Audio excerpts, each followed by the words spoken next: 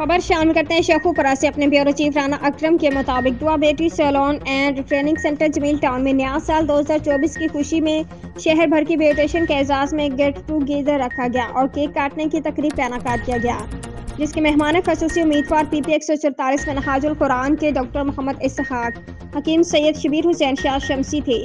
اس موقع پر ہیرا cosmetics company کے سی ای او محمد شہباز بھٹی کے علاوہ شہر بھر کی بیوٹیشن نے بھرپور شرکت کی۔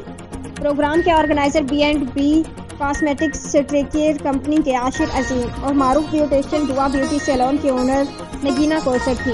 شرکا سے خطاب کرتے عاشر عظیم، نگینہ کوثر اور شہباز بھٹی نے تمام بیوٹیشین کو نیا سال 2024 کی مبارکباد دیتے ہوئے کہا کہ اللہ پاک نیا سال ہم سب کی زندگی میں لاکھوں خوشیاں لائے۔